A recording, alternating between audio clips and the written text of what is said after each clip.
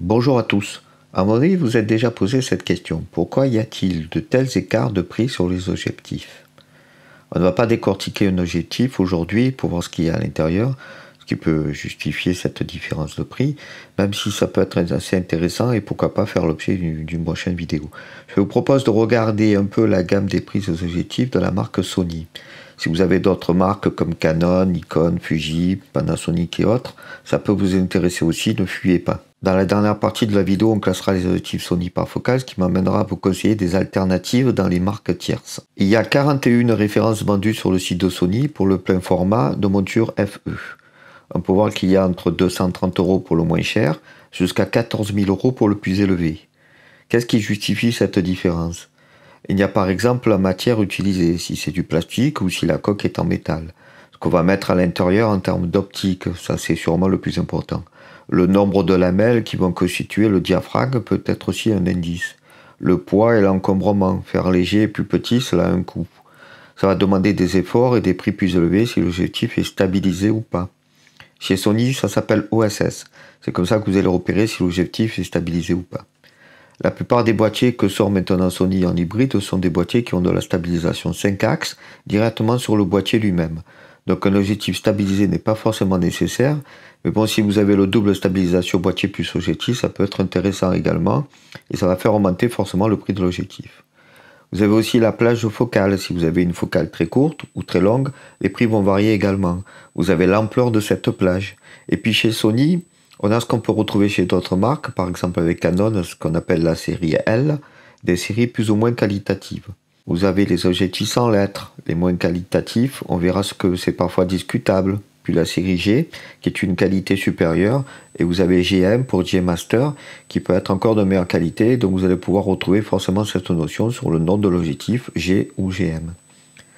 On a un cas à part, Sony vend directement sous sa marque des objectifs qui sont créés par Zeiss, qui est une marque bien connue et très bien cotée en termes d'optique. Et donc forcément ça va augmenter également le prix éventuellement, même si forcément on verra que ça joue aussi sur la qualité. Voilà, donc tout ça c'est intéressant à étudier. Donc sur ce tableau vous allez retrouver toutes ces différentes spécifications séparées. Focale variable et focale fixe. Focales fixes sont toujours de meilleure qualité par rapport aux focales variables. C'est toujours intéressant de partir sur une focale fixe. Vous n'avez pas la possibilité effectivement de passer d'une focale à une autre et donc de faire ce qu'on appelle un zoom, mais en termes un peu simplistes.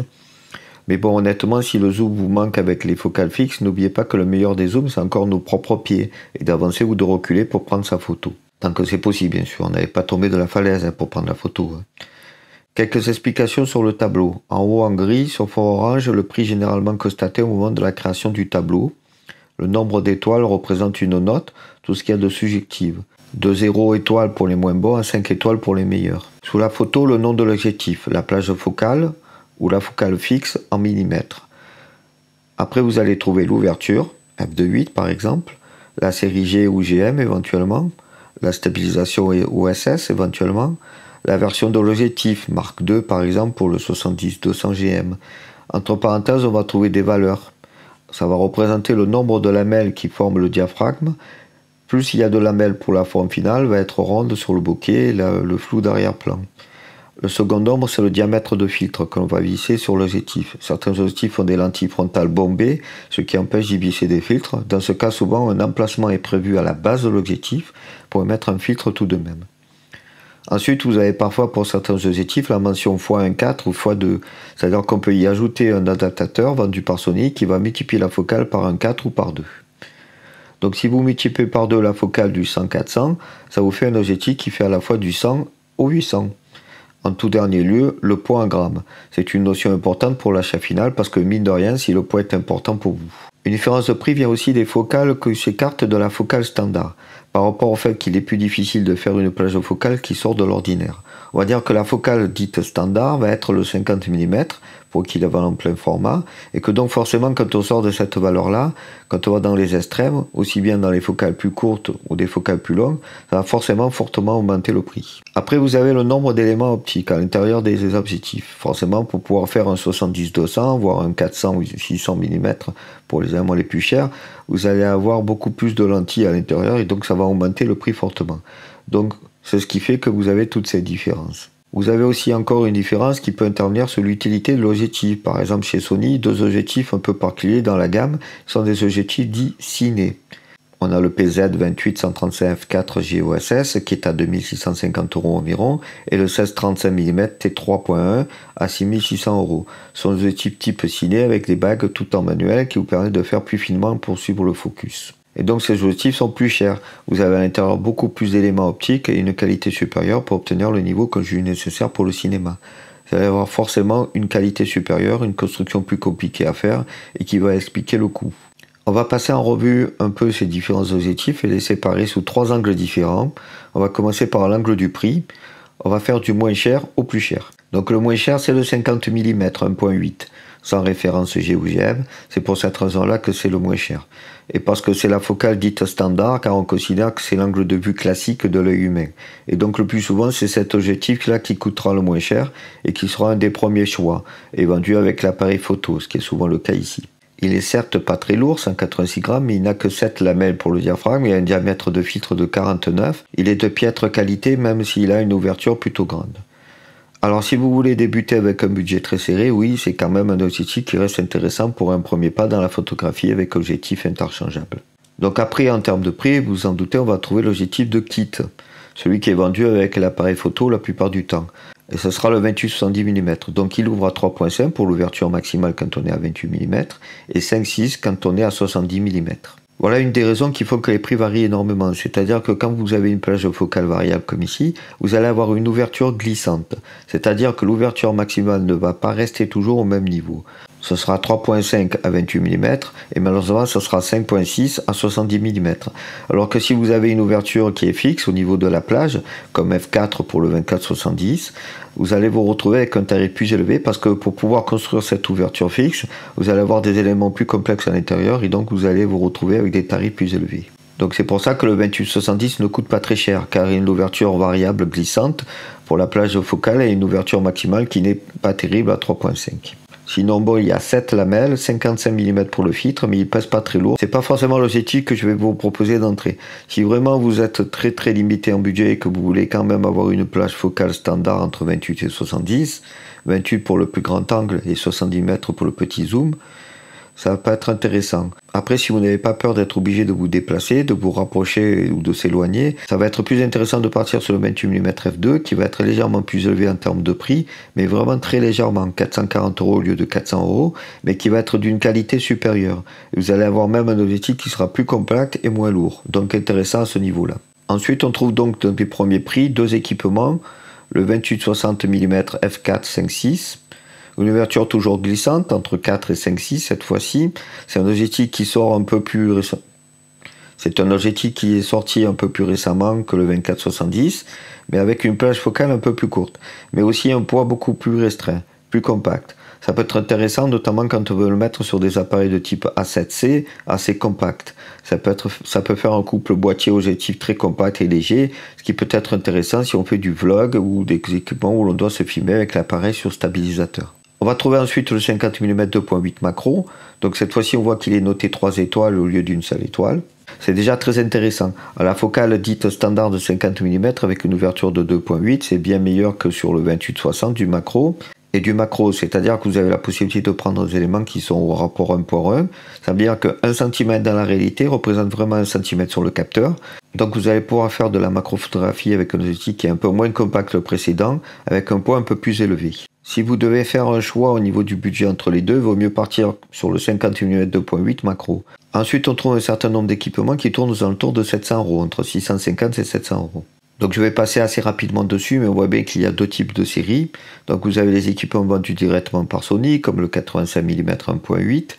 Donc si vous avez un budget qui commence à être un peu plus important par rapport à tout à l'heure, il est très intéressant et il est bien noté. 3 étoiles. Il reste d'un budget assez abordable, 650 €. Et au 85 mm, vous avez la possibilité de faire du portrait, notamment avec son ouverture 1.8, qui est vraiment très intéressant. C'est un très bon objectif. Le 85 mm chez Sony, on va le voir, sont plutôt pas mal. Et vous avez aussi le 35 mm, c'est très intéressant parce que vous allez avoir une focale qui est un peu bonne à tout faire. Vous pouvez quand même faire du portrait ou même faire de la photographie de rue. Vous pouvez faire un peu de paysage, même si vous êtes un peu serré, vous avez une ouverture qui est assez intéressante. Après, vous avez le Sony Zeiss le sonar 35 mm 2.8. Ça reste un bon équipement parce que de toute façon Zeiss fait de la très bonne qualité, mais on le voit par rapport au 35 mm de Sony, il est un peu moins bien coté. Après vous avez une série de 3 objectifs un peu particuliers que Sony a sorti il y a quelques temps, qui sont le 24 mm 2.8, le 40 mm 2.5 et le 50 mm 2.5. C'est un choix très intéressant, c'est-à-dire qu'ils vont être des objectifs assez proches en termes de poids et surtout dans le même format, c'est-à-dire qu'ils ont vraiment les mêmes dimensions.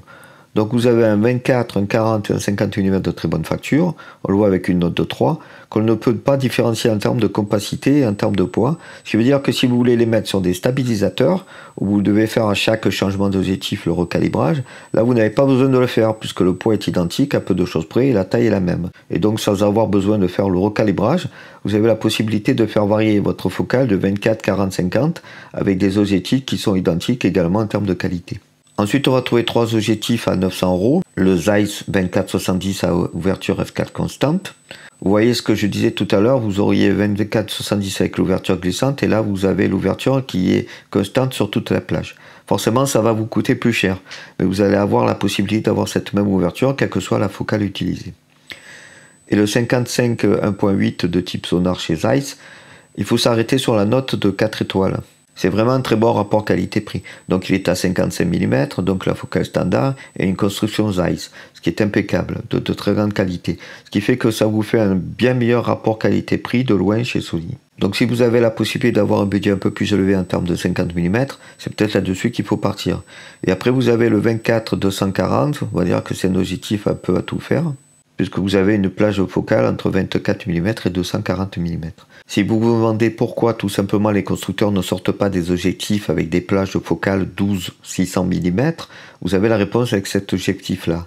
Pour obtenir une plage focale aussi dantesque, on va devoir rogner sur la qualité. Il n'est pas très bien coté, pas d'étoile, et il a une ouverture glissante de 3.5, 6.3, donc à 240 mm. L'ouverture maximale n'est que de 6.3. C'est pas terrible et vous avez un poids qui est de 750 grammes. Mais cet objectif-là, le 24-240, il sera bon à rien. Il sera pas très qualitatif. Sa seule force est qu'il a une focale entre 24 et 240. Donc il va couvrir quasiment tous les types d'usages possibles en photographie.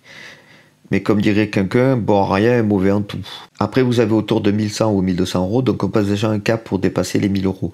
Vous avez 4 objectifs très variables en termes de qualité et en termes de construction. Vous avez le Zeiss, cette fois-ci de type Distagon, de 35 mm. Donc on a vu qu'on commence à avoir quelques 35 mm au catalogue. Et c'est pas forcément celui sur lequel il faut se diriger. Parce que même s'il ouvre à 1.4 et qu'il a une très bonne ouverture, même si le poids reste contenu pour 1200 € et 2 étoiles, c'est pas forcément le choix sur lequel vous devez vous porter. Après, ça reste du Zeiss, donc ça reste de la très bonne qualité. On va trouver une focale variable 70-200. On a vu par rapport à tout à l'heure les 24-70. En termes de focale variable, on passe le cran au-dessus en 70-200. Il est stabilisé, mais bon, on n'a pas forcément une très haute qualité optique avec 2 étoiles. On va trouver en focale fixe, par contre, les tout premiers équipements de type fixe de la série G. Donc je rappelle de qualité supérieure ou sans référence et inférieure à la référence GM. Donc vous allez vous retrouver avec un 20 mm qui est un grand angle et qui couvre 1.8 et qui peut être intéressant. Il est coté 3 étoiles. À vous de voir si vous voulez partir pour cette focale-là sur des objectifs de type fixe ou sur une focale variable avec les 16-35 qui existent. Vous avez un dernier objectif que j'aime beaucoup personnellement et que je possède, le 90 mm 2.8 macro en série G. Donc c'est un objectif qui peut être un peu lourd, 602 grammes, mais qui est vraiment de piqué remarquable. Ça c'est le côté macro qui fait ça. Donc avec la possibilité d'avoir une qualité au niveau du piqué et de la netteté. C'est le deuxième objectif qui est noté 4 étoiles avec le 55 mm Zeiss. Donc c'est vrai que ça peut être intéressant de posséder sa besace par rapport au 50 mm macro. Il est quand même beaucoup plus piqué, beaucoup plus intéressant, mais bon, forcément avec un tarif beaucoup plus élevé. Le 90 mm macro 2.8 peut être aussi utilisé pour pas mal au niveau des portraits, parce qu'on a vu qu'avec la focale 85-90, c'était une focale très intéressante pour le portrait. Et comme il est dit macro, forcément il a un très bon piqué. Donc pour le portrait, ça peut être intéressant. Ensuite, on va trouver des équipements aux alentours de 1400, 1500 ou 1600 €. Donc on va dire qu'il y a encore un cap supplémentaire en termes de budget. Forcément, on va trouver des équipements un peu particuliers. On va trouver le 50 mm 1.4 ZA, qui est le premier objectif qui obtient la note de 5 étoiles. Donc le maximum dans ce classement. Pour moi, par rapport au rapport qualité-prix, je pense que le 55 mm Zeiss le bat. Certes, le 50 mm est d'une qualité supérieure, d'une note supérieure, mais bon, pour un budget beaucoup plus élevé, et donc pas forcément intéressant de partir dessus. Mais bon, ça c'est un choix personnel. On trouve également dans la plage focale 16-35 avec ouverture constante f4. Ça peut être pas mal si vous êtes plutôt dans le paysage et que vous avez besoin plutôt d'un grand angle. La plage de 16-35, pour ça, c'est un peu l'idéal et vous allez avoir de la qualité avec l'ouverture constante. Mais vous voyez qu'il n'est pas forcément très bien coté. Il a 2 étoiles par rapport à ce qu'on peut retrouver à droite, à gauche, en termes de constat de qualité. Vous allez voir qu'en 16-35, on peut trouver de meilleure qualité. Ensuite, vous avez donc le 2405 en ouverture constante f4 série G, stabilisé et 663 grammes. C'est l'objectif que je possède, c'est l'objectif que j'utilise le plus quand je suis en déplacement en long trajet et que je n'ai pas la possibilité de partir avec plusieurs objectifs. Je pars avec celui-là, uniquement le 2405. Ça me permet de couvrir à la fois le paysage et le portrait, même un peu de zoom de 105 mm, ça peut être intéressant. Pour moi, c'est le meilleur rapport qualité-prix. Il est noté à 4 étoiles et à 1320 €. Ça reste quand même un budget important, mais qui peut correspondre par rapport au type d'appareil qu'on va utiliser. N'oubliez pas que les boîtiers sont de 2 à 3 000 €, donc mettre un objectif à 1320 € dessus, c'est pas incohérent. Ensuite, vous avez le 70-300 mm, mais pour moi, à moins que vous ayez vraiment un besoin très spécifique, d'avoir une focale vraiment très importante, très longue, il n'est pas intéressant. Et une ouverture qui n'est pas constante, à f4, 5, 5, 6, certes stabilisé de la série G, mais il est plus lourd. Et puis vous avez les premiers équipements de la série GM, donc forcément ça va être des équipements très intéressants, très qualitatifs, ce sont des 4 et 5 étoiles. On trouve un 14 mm, un 24 mm, un 35 mm et un 100 mm avec des ouvertures intéressantes, 1.8, 1.4, 1.4 et 2.8. On va trouver de la stabilisation que sur la plus longue focale, 100 mm. C'est logique puisque comme je disais, les boîtiers sont la plupart du temps stabilisés 5 axes, donc vous n'avez pas forcément besoin que l'objectif le soit aussi. Ce sont des objectifs que je peux recommander. Ensuite, on va trouver des prix aux alentours de 2000. Ça commence à devenir un peu hors norme en termes de prix, donc on va se trouver que de la série G et GM à ce prix-là. La qualité et un prix, ça se paye. Vous allez avoir le 85 1.4 par exemple, qui est de très bonne facture, et le 135 mm qui ouvre beaucoup à 1.8, avec une qualité indéniable. C'est un des rares à être doté de 5 étoiles. Ensuite, on a tous les équipements au-delà des 2500 €. Donc ces équipements-là, forcément, ce sera quasiment que de la série GM. On trouve juste un objectif cinéma de la marque Sony, le PZ28-135 à ouverture constante f4, en série G stabilisée. Donc comme je l'ai dit tout à l'heure, les objectifs ciné sont de meilleure qualité. Des constructions supplémentaires pour pouvoir avoir des bagues de mise au point manuelles, non crantées, adaptées au suivi, qui sont très particulières et qui donc permettent le full focus. Et donc cette particularité-là a un prix. Après, vous allez trouver les différentes focales longues, 70-200 et 100-400, qui vont forcément avoir un tarif beaucoup plus élevé et avec des 4 étoiles. Et comme je disais tout à l'heure, les extrêmes se payent. 12-24 et le 16-35 GM avec une ouverture constante de 2.8. Là aussi, forcément, ça se paye en termes de construction. Pour finir, les 3 derniers, on a un ciné, le 16-35 T3.1. T, c'est pour la transmission de lumière. C'est pas l'ouverture, mais assez proche. Ça sera du 2.8 en ouverture, et comme on tape dans les gammes de ciné, généralement on parle plus d'ouverture, on peut parler plutôt de transmission de lumière, c'est une notion dont on reviendra dans d'autres vidéos. Et donc vous allez payer forcément la qualité ciné avec un prix à 6 600 €. On voit que ce n'est pas donné au commun des mortels.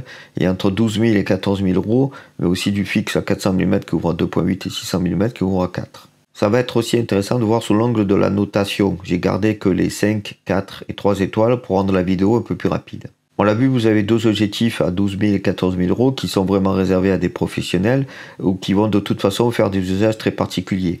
On passe cependant aux professionnels dans le sport avec le 400 mm ou le 600 mm ou l'animalier. Vous avez le 135 mm qui est très qualitatif à 5 étoiles à moins de 2000 €. Vous avez le Zeiss 50 mm, on l'a vu tout à l'heure qu'il est très qualitatif, qui peut être concurrencé en termes de focale et de prix par rapport à son petit collègue, le 55 mm Zeiss. On va le voir justement, ce 55 mm dans les 4 étoiles. Donc à mon avis, par rapport en termes de prix, entre 1630 € à 5 étoiles et 900 € à 4 étoiles, je prends le second. Donc sur les 4 étoiles, vous allez trouver pas mal d'équipements. Vous avez quasiment retrouvé toute la gamme GM, que ce soit en focale variable ou en focale fixe, et vous allez retrouver pas mal d'équipements de la gamme G. Vous avez le choix un peu dans tous les types, aussi bien dans les focales ultra grand angle que dans les focales longues. Et comme je le disais tout à l'heure, vous voulez partir dans l'animalier, si vous n'êtes pas professionnel, avec l'objectif 100-400 qui accepte le doubleur de focale, n'oubliez pas qu'il peut vous faire un 200-800 ou le 200-600 série G avec pareil le doubleur à 2100 €, mais attention à l'ouverture maximale. On y trouve mon préféré, le 90 mm 2.8 macro en série G que j'adore. Ensuite, en 3 étoiles, vous avez le 24-70 GM. On va le voir avec la comparaison suivante. Ça peut être intéressant aussi de faire ça en fonction des focales, de faire le choix en fonction du budget et de la focale. Dans les 3 étoiles, vous avez des objectifs avec un rapport qualité-prix très intéressant, entre 560 et 700 euros, mais qui sont de très bonne qualité. 3 étoiles, ça reste de très bonne qualité. On va parler des focales. Si le choix ne se fait pas en termes de prix, il peut se faire en termes de focale. On va voir d'abord les ultra grand angle et grand angle. On va dire entre 12 et 35 mm, fixe ou variable. Il y a pas mal de choix et dans toutes les gammes de prix. Le moins cher, c'est le 28 mm f2 en focale fixe. Je peux vous en parler de ce objectif-là, je l'ai. Il est de bonne facture, 2 étoiles, et est assez intéressant puisqu'il est assez compact et 200 grammes. Et vous allez voir vraiment une bonne qualité, donc c'est pas mal en termes de rapport qualité-prix, mais vous trouvez quand même aussi pas mal d'autres choix. On voit bien l'intérêt de classer par focale. Si on prend les 12-24, on a un 12-24 série G à ouverture constante f4 à 1850 euros ou un 12-24 série GM à ouverture constante à 2.8 à 3300 euros. Mais finalement, le modèle série G a une ouverture moins grande, mais à l'ultra grand angle, c'est moins important. Pour une qualité proche, les deux sont notés 4 étoiles. La série G a un meilleur rapport qualité-prix si on peut se passer de la grande ouverture. Pareil pour les 16-35 où on a le modèle de Zeiss en f4, le modèle GM de Sony à f2.8 et le modèle ciné. Et n'oubliez pas les focales fixes, moins chères et plus qualitatives. Je vous avais promis de parler des alternatives chez les constructeurs tiers. Dans ces focales, on trouve notamment un Sigma 12-24 mm à ouverture constante f2.8 de la série Art, de très bonne facture, et pour 1330 euros environ, contre 1850 euros pour le 12-24 f4 série G de Sony. Même chose dans les focales fixes, on trouve d'excellents choix parmi les principales marques tierces avec Tamron, Samyang, Voigtlander, Zeiss, Luxia et Sigma. Mettez en pause et regardez les nombreux choix. Ensuite, on va trouver les focales fixes aux alentours de 35 mm, 35 et 40 mm. C'est une de mes focales préférées parce que vous allez avoir pas mal d'usages possibles. Ça reste utilisable en paysage parce que ça reste quand même un grand angle. Ça reste utilisable quand même pour le portrait, ça ne déforme pas trop et ça permet de faire de la photo de rue notamment. Et donc ça peut être intéressant de voir les différents 35 mm proposés en fixe par Sony et vous voyez que vous avez dans tous les budgets possibles et toutes les qualités possibles. Le Sony 35 mm 1.8 s'en sort pas mal, 3 étoiles pour 700 euros. Mais si vous avez le budget, n'hésitez pas à partir sur le 35 mm 1.4 GM. Ça reste un budget important, mais avec la qualité GM et une meilleure ouverture. Chez les constructeurs tiers, on a Tamron ou Sigma qui proposent des objectifs intéressants. Ne vous arrêtez pas à la note et au prix. Comparez les modèles selon tous les critères. Poids, nombre de lamelles, diamètre du filtre, encombrement, ouverture maximale, stabilisation, etc. Ce serait dommage de se précipiter dans son choix sur des tarifs de 1000 euros et plus. Ensuite, on va trouver les focales entre 24 et 70. C'est la focale la plus courante pour l'objectif de kit, celui qui est vendu avec l'appareil photo, et donc vous avez le 28-70 de base qui est vendu avec l'appareil photo, qui est de qualité assez faible, mais qui est quand même suffisant si vous êtes débutant, et vous allez trouver un peu tous les tarifs également. Voyez comment on peut avoir le 24-70 Zeiss qui est 2 fois plus cher que le Sony, mais qui a une ouverture constante à 4. Vous avez également le choix du 24-70 2.8 GM, mais il faudra compter sur un budget de 2300 euros. Pour n'en citer qu'un, parmi les constructeurs tiers, on trouve un Sigma 24-70 f2.8 série Art aux alentours des 1000 euros. Ensuite, on va parler des focales aux alentours du 50 mm, 50-55 mm, et si vous voyez que vous avez également à peu près tous les types de budget. Si vous avez la possibilité de partir sur le budget le plus élevé, il y a un match entre le GM 1.2 de Sony ou le 50 mm 1.4 Zeiss, mais bon, honnêtement, je pense que le meilleur rapport qualité-prix reste le Zeiss 55 mm Sonar 1.8 à 900 euros en termes de qualité. Il est très intéressant par rapport aux deux autres. Sinon, on trouve des concurrents avec un bon rapport qualité-prix chez Samyang et Sigma notamment. Après, vous avez la plage des focales 70-270 ou 70-300. Là, on commence à avoir de la qualité, mais on n'a plus que des G ou des GM, mais des budgets aussi qui vont être conséquences. Ensuite, on va trouver un focal fixe qui est aux alentours de 80, 90 et 100 mm. La focale est un peu royale pour ce qui est du portrait. Ça peut être intéressant parce que ce sont des objectifs qui sont forcément très piqués. Même le 85 mm 1.8 à 650 euros, le premier prix chez Sony a quand même une note de 3. Donc les 85 et 80 mm sont des objectifs très intéressants. Et le 90 mm macro, comme je l'ai déjà dit plusieurs fois, c'est un de mes objectifs préférés. Là encore, je vous ai sélectionné quelques bonnes alternatives chez la concurrence. Après, vous avez donc les 24-240, 24-105 et 28-135, donc on va dire avec une plage focale très très grande à la fois, du ultra grand angle et un zoom qui commence à être intéressant. Donc je l'ai dit, le 24-240, il paye le fait qu'il a une très très très longue plage focale. Malheureusement, c'est au détriment de l'ouverture et de la qualité. Ce n'est pas intéressant sauf si vous voulez un budget contenu et avoir une très grande plage focale. Je vous conseille plutôt de partir sur le choix de 2 objectifs dans ce cas-là, qui ne sera pas forcément beaucoup plus cher, mais au moins en termes de qualité, c'est outre mesure. Et si vraiment vous avez un choix à faire, vous partez sur le 24-105, ouverture constante f4, parce qu'il est de très bonne qualité, noté 4 sur 5. Puis vous allez avoir un budget de 1320 € qui reste contenu. Le PZ 28-135 f4 ciné est un cas particulier, plutôt pour les vidéastes. Après les 100-400 mm et 200-600 mm, avec forcément des ouvertures qui ne sont pas constantes, pour avoir des budgets qui sont contenus. Et là, vous allez avoir la possibilité de vous équiper, comme je vous le disais tout à l'heure, par rapport à l'animalier, avec des focales qui commencent à être intéressantes. Surtout qu'avec le doubleur de focale, vous allez aller jusqu'à 800 mm ou 1200 mm pour le 200-600. Et donc, vous allez vraiment avoir quelque chose d'intéressant pour le sport ou l'animal, notamment sur les budgets qui restent contenus. Et enfin, vous avez forcément les 3 derniers qui commencent à être un peu plus hors norme. Le 135 mm reste un très bon rapport qualité-prix. Si vous avez les moyens, n'hésitez pas, vous pouvez y aller. Et vous avez les 2 monstres, le 400 mm 2.8 et le 600 mm f4, qui sont vraiment dans des tarifs qui les limitent aux professionnels. Si les presque 2000 € du 135 mm vous refroidissent, ce qui est bien compréhensible, Sigma et Zeiss ont des cailloux un peu moins chers sur cette focale. Vous voyez que ce qui fait le prix, ce sont beaucoup de choses, donc ça complique encore le choix. C'est pour ça que j'ai voulu partir sur 3 angles différents et classer les différents objectifs qu'on va trouver en fonction soit du budget, soit en fonction de la note ou de la focale. J'insiste pour les notes, ça reste assez subjectif. Donc oui, j'ai dû faire des choix. Peut-être que certains objectifs vont paraître aberrants en termes de notes. De toute façon, c'est un choix personnel. N'oubliez pas qu'il ne faut pas forcément partir que sur la note pour choisir un objectif. C'est un tout. Mais c'est un angle assez intéressant à voir. Et pour moi, le plus intéressant, ça reste la focale parce que vous avez les différentes focales possibles que vous allez trouver chez Sony et voir en fonction de la focale qui vous intéresse. Parce que pour moi, le choix, c'est le budget et l'usage. Et l'usage, ça va déterminer aussi la focale. Et donc, en fonction de ça, en fonction de l'usage que vous voulez avoir. Si vous voulez faire du portrait, du paysage ou de l'animalier, du sport, forcément, vous avez des choix qui sont complètement différents en termes de focale. Et là, vous mettez le budget en conséquence pour pouvoir dire je pars sur ça ou pas pour faire le choix final. C'est tout pour la vidéo d'aujourd'hui. Je vous dis à bientôt sur Juste une mise au point.